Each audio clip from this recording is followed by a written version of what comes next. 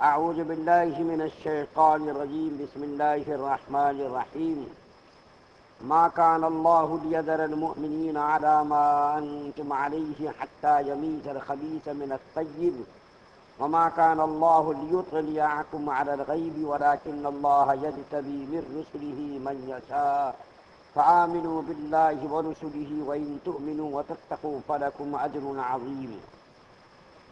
اللہ تعالیٰ مسلمانوں کو اس حالت پہ نہیں رکھنا چاہتے جس پر تم اب ہو، جب تک کہ ناپاک کو پاک سے متمیز نہ ہو، نہ فرما دیں۔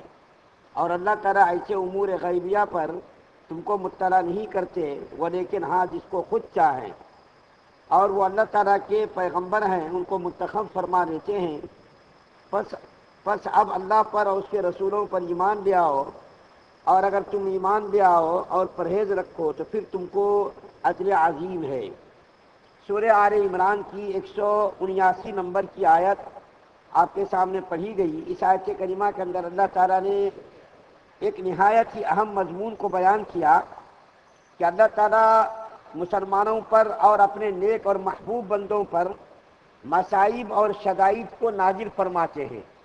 جو اللہ کے نزدیک جو زیادہ جتنا محبوب اور پسندیدہ رہتا، اس کے اوپر اللہ تعالیٰ آزمانے کے لیے، جانچنے کے لیے مصائب اور شدائد کو نازل فرماتے تاکہ اللہ کے نیک اور بد دونوں کے درمیان فرق ہو جائے۔ اس آیت کریمہ کے اندر اللہ تعالیٰ فرماتے ہیں کہ اللہ تعالیٰ مسلمانوں کو اس حالت پر رکھنا نہیں چاہتے جس حالت پر اب ہیں، یعنی غزوہ احد کے موقع پر جو مسلمان اور منافق لوگ سب غزوہ احد تک مل کر کے رہتے تھے۔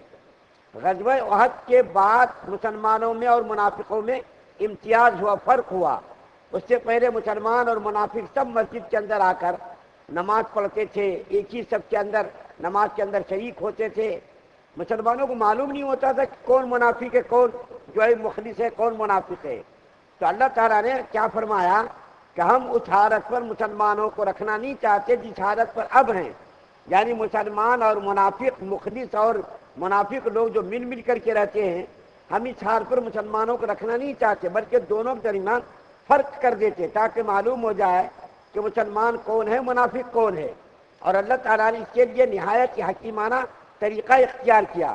اللہ اگر چاہتے تو وہی کے ذریعے سے مسلمانوں کو بتا دیتے، دیکھو یہ منافق ہے، یہ مسلمان ہے، یہ مخلص ہے اور یہ مخلص نہیں ہے۔ اللہ تعالیٰ نے حکیمانہ طریقہ اختیار یہ کیا کہ اس کے اوپر مصائب کو، شدائد کو ڈالا تاکہ خود جو نیک لوگ ہیں وہ تو ایمان پر قائم رہے، اور جو نیک لوگ نہیں ہیں، یعنی جو منافق لوگ ہیں، وہ لوگ الگ ہو جائے۔ اگر اللہ چاہتے تو مسلمانوں کو وحی کے ذریعے سے معلوم کرا دیتے، لیکن اللہ تعالیٰ نے یہ کام نہیں کیا، بلکہ مسلمانوں کے اوپر اللہ تعالیٰ نے ایسے حالات ڈالے تاکہ منافق لوگ الگ ہو جائے، مسلمان الگ ہو جائے۔ چنانچہ غزوہ احد کے موقع پر ایسے ہی ہوا کہ مسلمان کچھ شہید ہو گئے، کچھ زخمی ہو گئے، تو منافق لوگ الگ ہو گئے اور اپنے آدمیوں کو انہوں نے الگ کر لیا اور یہ کہا کہ ہم بھائی اپنی جان کو جوخم میں نہیں ڈال سکتے۔ یہ طریقہ اللہ تعالیٰ نے اس لیے اختیار کیا، اگر اللہ چاہتے تو وہی کے ذریعے معلوم کرا دیتے، لیکن اللہ نے ایسا نہیں کیا، بلکہ طریقہ یہ اختیار کیا کہ مصائب اور شدائد کے ذریعے سے خود مسلمانوں کی، منافقوں کی جانچ ہو جائے۔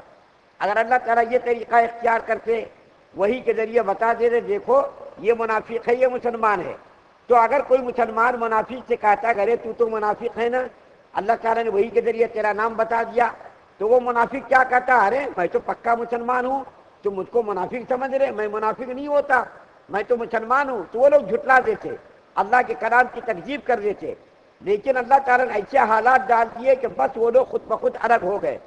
اور آگے اللہ کیا فرماتے سورہ شریفہ اس آیت کریمہ کے اندر کہ اللہ تعالیٰ نبیوں کے ذریعے، اللہ تعالیٰ ہر آدمی کو وحی کے ذریعے غیب کی خبروں کو نہیں بتاتے، ہر آدمی کو نہیں بتاتے، بلکہ جس کو چاہتے اس کو منتخب فرما دیتے وحی کے ذریعے غیب کی خبروں کو بتانے کے لیے۔ ہر آدمی کو، ایرو کو اللہ تعالیٰ وحی کے ذریعے امور غیبیہ پر مطلع نہیں فرماتے، بلکہ اللہ تعالیٰ نے اس کے لیے پیغمبروں کو منتخب کیا، رسولوں کو منتخب کیا، رسولوں کے ذریعے، پیغمبروں کے ذریعے امور غیبیہ پر اللہ مطلع فرماتے۔ یہ دیکھو غیب کی چیز ہے یہ۔ اسی طریقے سے اللہ تعالیٰ نے منافقوں کے نام بھی حضور صلی اللہ علیہ وسلم کو بتا دیے تھے کہ دیکھو یہ منافق ہے، نام بنام بتایا تھا۔ کہ یہ منافق ہے، یہ مسلمان ہے۔ اس کے بعد اللہ کیا فرما رہے ہیں آیت کریمہ کے اندر کہ دیکھو تم لوگ اب تو ایمان لے آؤ، ایمان لے آؤ اور تقوی اختیار کرو۔ اللہ تعالیٰ نے قرآن کے اندر بے شمار مقامات پر تقوی کی فضیلت بیان کی ہے، صبر کی فضیلت بیان کی ہے۔ اسی سورہ شریفہ کے اندر اللہ ایک جگہ فرماتے ہیں وَإِن تَصْبِرُوا وَتَتَّقُوا لَا يَضُرُّكُمْ كَيْدُهُمْ شَيْئًا، کہ اگر تم نے تقوی اختیار کیا اور صبر اختیار کیا تو تم کو کافروں کی سازش، منافقوں کی سازش، ان کی دشمنی، ان کا فریب، ان کا دھوکہ تم کو نقصان نہیں پہنچا سکتا۔ اسی سورہ شریفہ کے اندر کئی جگہ اللہ نے صبر اور تقوی کی فضیلت بیان فرمائی۔ یہاں بھی اللہ تعالیٰ فرما رہے ہیں وَإِن تُؤْمِنُوا وَتَتَّقُوا، کہ اگر تم ایمان لے آؤ اور تقوی اختیار کرو۔ اگر تم نے ایمان اللہ پر، اس کے رسولوں پر تم ایمان لے آئے اور تم نے تقوی اختیار کیا تو تمہارے لیے اللہ تعالیٰ نے اجر عظیم تیار کر رکھا ہے۔ تو اس سورہ شریفہ کے اندر اللہ تعالیٰ نے مسلمانوں کو بتایا، ایک طرح سے مسلمانوں کو خوشخبری سنائی کہ منافق لوگ، مسلمان لوگ جو مل کر کے رہتے ہیں، اللہ اٹھا کر مسلمانوں کو رکھنا نہیں چاہتے بلکہ مسلمانوں کو الگ کر دینا چاہتے، منافقوں کو الگ کر دینا چاہتے، تاکہ تم کو معلوم ہو جائے پکا مسلمان کون ہے، کچا مسلمان کون ہے۔ اور جب آدمی مل کر کے رہتا ہے تو اس سے نقصان پہنچنے کا زیادہ خدشہ رہتا ہے۔ منافق لوگ جب مسلمانوں کے ساتھ مل کر کے رہتے تھے تو مسلمانوں کا راز لیتے تھے وہ منافق لوگ، اور مسلمانوں کا ذری راز لے کر کے کافروں کو پہنچاتے تھے، اپنے ایجنٹوں کے ذریعے ایجنٹ تیار کر رکھے تھے، اور مسلمانوں کا راز معلوم کر کے جو ہے مشرکوں کو، کفار کو مکہ کے اندر خبر پہنچا کر کے ان کو، کافروں کو بھڑکاتے رہتے تھے، ورغلاتے رہتے تھے، ان کو تیار کرتے رہتے تھے کہ تم لوگ باہر سے حملہ کرو، ہم اندر سے حملہ کریں گے۔ تو اللہ تعالیٰ نے یہ پسند نہیں کیا کہ مسلمان اور منافق لوگ مل کر کے رہے، بلکہ دونوں کو الگ کر دیں تاکہ یہ لوگ مسلمانوں کو راز نہ معلوم کر سکیں، مسلمانوں کو راز معلوم کر کے یہ نقصان نہ پہنچا سکیں۔ اور ہمیشہ اپنوں سے زیادہ نقصان ہوا ہے۔ آپ تاریخ کا مطالعہ کیجئے، اپنوں نے جتنا نقصان اسلام کو پہنچایا ہے کافروں نے اتنا نقصان نہیں پہنچایا۔ آپ کو معلوم، ایک بات یاد آگے میں بتا دوں، اگرچہ اس تفصیل سے متعلق یہ بات نہیں ہے لیکن بتا دوں اپنوں نے کتنا نقصان پہنچایا۔ جس کو مارے آستین کہتے، یعنی گھر کا جو ہے بھیجی، گھر کا بھیجی لنکا ڈھائے، گھر کا آدمی جب معلوم، اس کو راز معلوم رہتا وہ بہت زیادہ نقصان پہنچاتا۔ ملک کے اندر جو باغی لوگ ہوتے اس سے زیادہ نقصان پہنچاتا بمقابلے باہر کے دشمنوں کے۔ میر جعفر، میر صادق، یہ تو آپ نے دو نام سنے ہوں گے، میر جعفر، میر صادق، یہ دونوں ایسے منافق کمبخت لوگ تھے جنہوں نے مسلمانوں کو اور اسلام کو اتنا نقصان پہنچایا، اتنا نقصان پہنچایا کہ انگریزوں نے اتنا نقصان نہیں پہنچایا۔ ٹیپو سلطان تنے تنہا بیچارے اللہ کے نیک اور محبوب بندے تھے، انہوں نے انگریزوں کے دانت کھٹے کر دیے، سارے ہندوستان کے اوپر انگریز قابض ہو گئے، لیکن ٹیپو سلطان ہی ان کے راستے کا روڑا بنا ہوا تھا۔ ہر ممکن انہوں نے کوشش کی کہ ٹیپو سلطان کو ہم نقصان پہنچا دیں، ٹیپو سلطان کو ختم کر دیں۔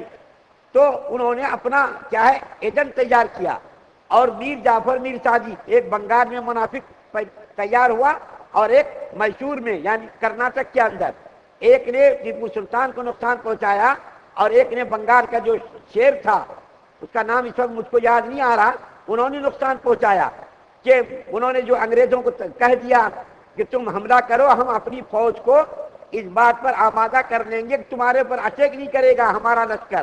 چنانچہ انگریزوں نے ٹیپو سلطان کے اوپر حملہ کیا، ان کو پتہ نہیں چلا کہ یہ جو ہے اندر سے ہمارے لوگ ملے ہوئے ہیں۔ انہوں نے اپنے لشکریوں کو، فوج کو کہہ دیا تھا کہ جب انگریز فوج اندر داخل ہو تم اس کا مقابلہ مت کرنا۔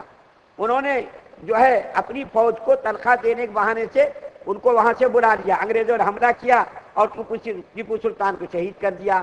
اسی طریقے بنگال کے اندر بھی ایک تھا کمبخت، انہوں نے بھی اسلام کو، مسلمانوں کو نقصان پہنچایا۔ یہ ہندوستان کے دو بہادر شیر تھے جنہوں نے انگریزوں کا مقابلہ کیا اور ان کے دانت کھٹے کیے، اور اس کے بعد جب یہ دونوں شہید ہو گئے پھر انگریز ہندوستان پر مکمل طور پر اطمینان کے ساتھ قابض ہو گئے۔ تو یہ میں بتا رہا تھا منافق لوگ ہر زمانے میں رہے، اور منافقوں نے جتنا نقصان اسلام کو، مسلمانوں کو پہنچایا اتنا نقصان کسی اور قوم نے، باہر کے دشمنوں نے اتنا نقصان نہیں پہنچایا۔